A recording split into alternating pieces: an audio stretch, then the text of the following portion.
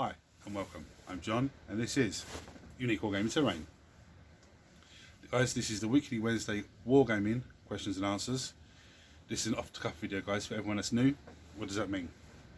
I record the video and I upload. You don't see my fancy symbol at the beginning. There is no editing or fancy, editing skills going on or anything like that. I do have a transition button if I need to transition because something's going on or I need to show you something elsewhere in the workshop. For everyone that's new here, guys, welcome. All my regulars, guys, I feel the love, thank you very much. Now, for everyone that's new, these weekly Wednesdays are primarily model focused. At the moment, they're primarily GW stuff, but as soon as I get my hands on other stuff, I'll be talking about them as well. These weekly Wednesdays are to do with models, tools, materials, storage, any sneaky little items that we can use for any of those, or anything, anything that we wouldn't have thought of to use in models, come across to use. Now, you guys ask questions and I answer them. I said a weekly Wednesday are. There are terrain questions from time to time, so instead of me compiling them into a terrain question video, I'd slip them into weekly Wednesday, and sometimes it's a general conversation about what's going on in and around the workshop here. Now, as you can hear, there's a storm. We've had a mad storm last couple of days. It should be dissipating this sort of time, but it's still going.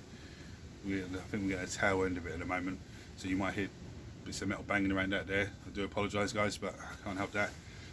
Now, so some of you are going to go, hold on a minute, something's different. Yeah, I've got the racking in here now. Last week, 2 weeks ago today, my daughter passed, and I informed you guys last week, and this is the first time since last Wednesday that I've been in front of the camera. I did a painting video, but I was behind the camera. So what we've done in the house is we were going through bits of furniture and stuff in our room because we wanted a bit of glass cabinet in, just to put her, our daughter's bits and pieces in, so we've all got space to go and talk to her, which is my wife's idea, absolutely fantastic idea. But my racking was in the bedroom, used for storage, and there's a chest of drawers that are coming over here as well, which is not really good for me to have over here, but I'm going to have it over here with all my tools that I use all the time on top of, because I keep searching around, where's this, where's that. If it's all there, I know where it is. But anyway, that's what's different, because this was just a pile of stuff. Now it's got a bit more organised. But with that said, and I was going to show you this a little while ago, but the bit I had wasn't the same as this. It was a rectangle shape, which is okay, but it's not as great. These are the leftover drawer parts from, don't want to light reflecting on it, sorry. These are the leftover drawer parts from the drawers, okay? Now some say, what's the point in that? This is the same as the weatherboard that I use for basing terrain on, so you could base terrain on it, okay? That's one option. You could also, okay, there's another option, use these, because they're flat, you could use these, give them a paint, but use these as tiles to play your games of 40k, Kill Team, Necromunda, etc, etc, yeah? Because they easily stack up, as you can see, yeah? They easily stack up and take up that much space. So, they are actually handy. I wouldn't glue stuff to it because it'll probably warp. Now, if it does warp, then you just cover the back in PVA glue, leave it for 24 hours, and it should warp back the other way. But as a base, just used to play games on, it's actually fantastic, and it's solid as well. So you ain't got to worry about models going weird and everything else. If you play D&D, okay, you could easily cut square tiles and put them all across the whole thing to make dungeon areas, and just put your walls in it as you want. Or if you don't have the time to do that, or don't have the means to buy the stuff to do that, pen and a ruler and just draw your squares on, okay, and then you can make your little bits of wall out of cut bits and pieces, and you can place them on anyway, okay. Now, so I was going to show you this before, but what I had before was a rectangle one, which is still okay, but it's just not as good as a square one, because that's tape measures right in front of me. As I say, where's the tape measure? Because that is actually, this one in particular is just under 15 inches. same. It's just under 15 inches. Its precise measurement is 384 millimeters. So that's, you know, so some of you are going to probably get your tape measures and go, you know, that's quite handy. So I'm going to decide what I'm going to do with those. But they are very handy to have. Now, I thought I'd let you know about that. So a piece of furniture to get rid of, and I was like, actually, I can use half this stuff. Anyway, let's go on to the questions now. Will you be getting back to making some insane terrain soon? As I miss seeing your amazing stuff you make. Thank you very much. You know, when I read comments like that, it actually lifts me. It makes me really happy. You know, so thank you for that. You know, just really nice. I will be. I have a plan of probably next 4 to 8 weeks. Okay, set out each week. I'm going to try to do this today. Sometimes real life stuff steps in. So something that would, a piece of terrain build that's going to be an easy one for me to do, I might have to bring that forward because I don't have time to do the harder one. You know, but so I will be getting into things because I'm behind, but I'm, you know, it's everything that's going on, has been going on and still to do. I'm not behind. I'm just taking a little, not a break from it, but just I will get back onto it. Can you do an update video on your pile of shame?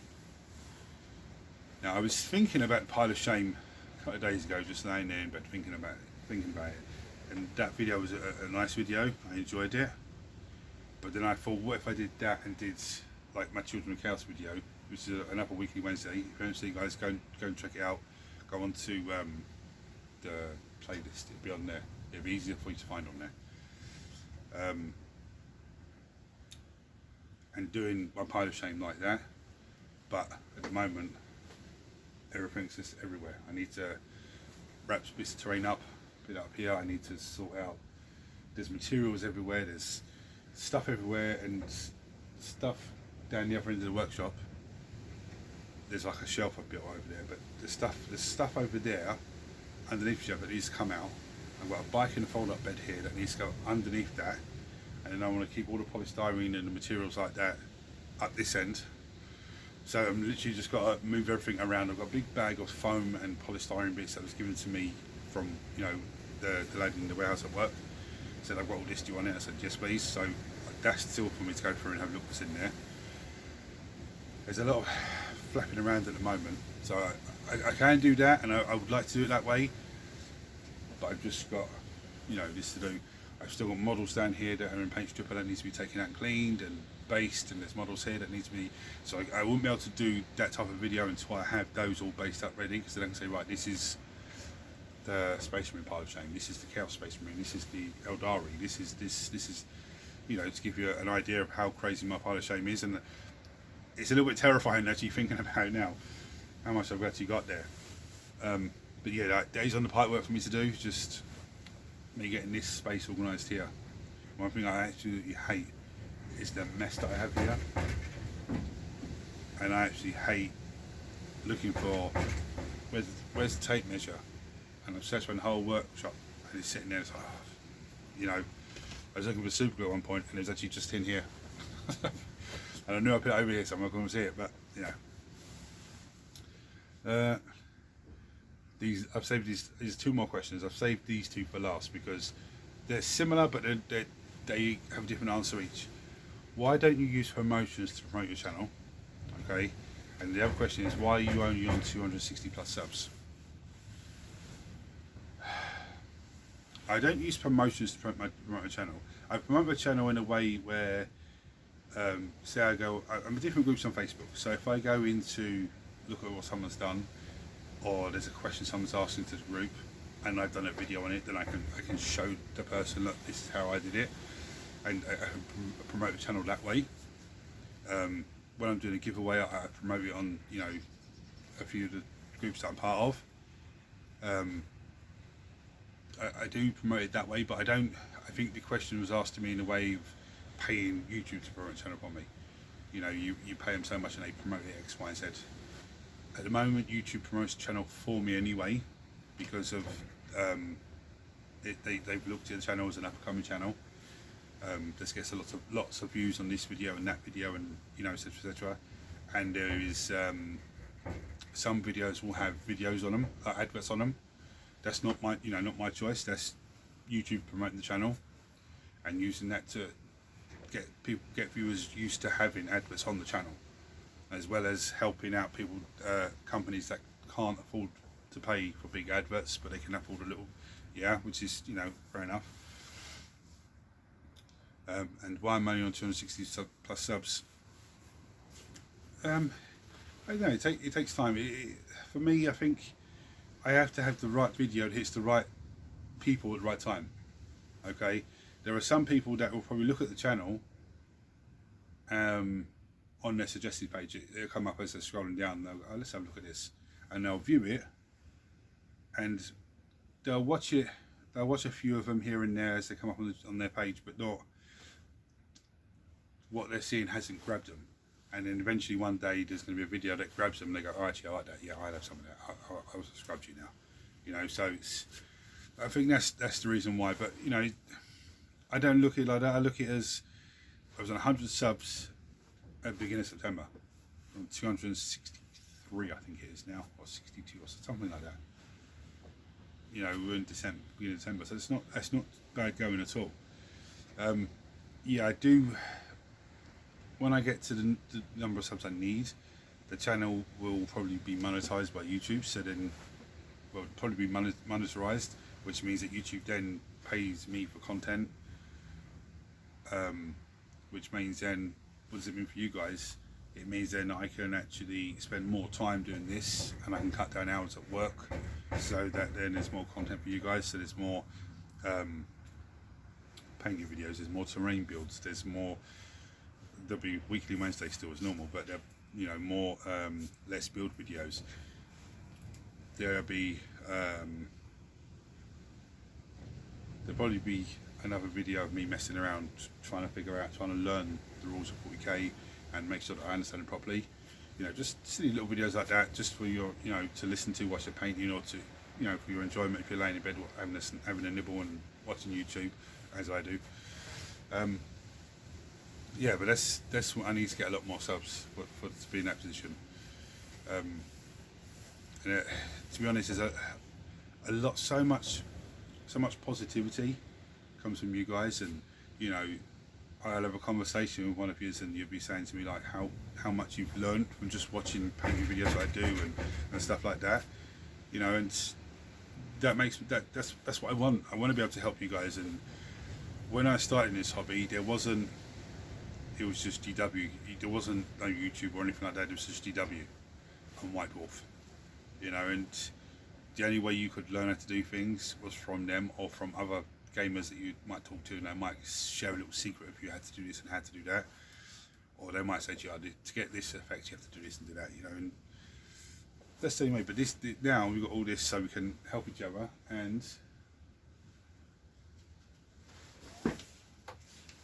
this guy who I painted up 20 something minutes painting video, this guy's got a lot of feedback, an amazing lot of feedback. It's a Chaos Sorcerer, because in this video I did some wet blending and stuff like that, and some of the feedback I've got about this guy is actually really nice. People telling me that I make it look easy. Guys, it is easy.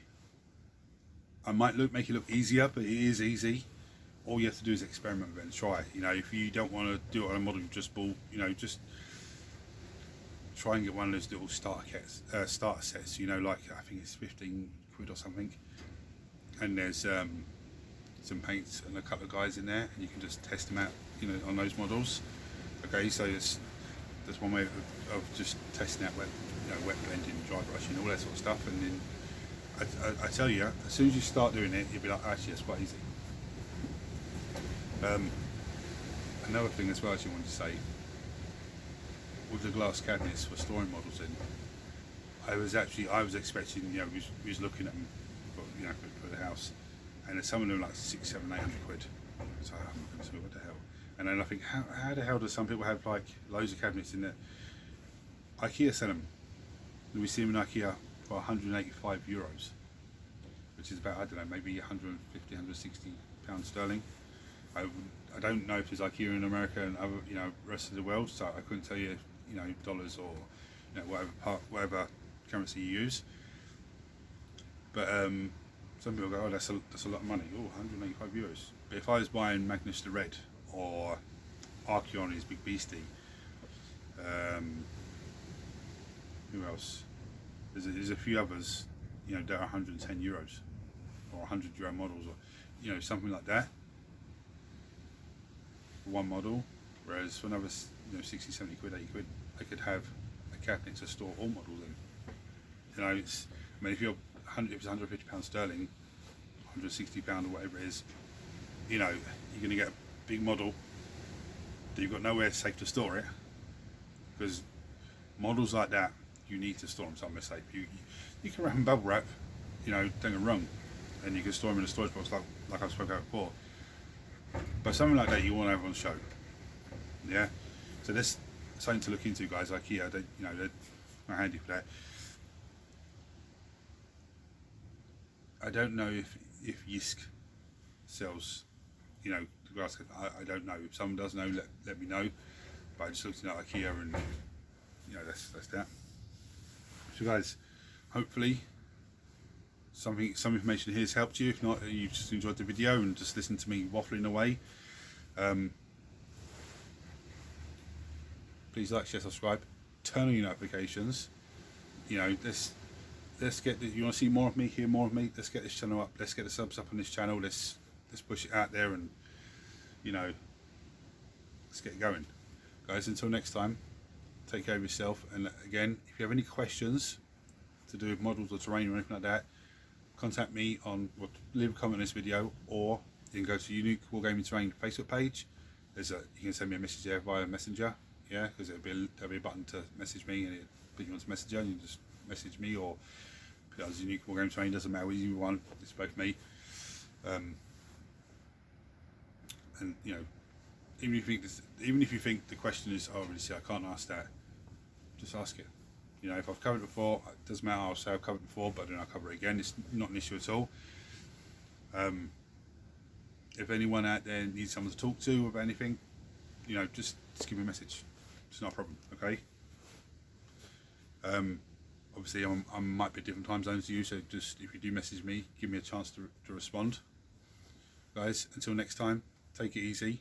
I'll see you later.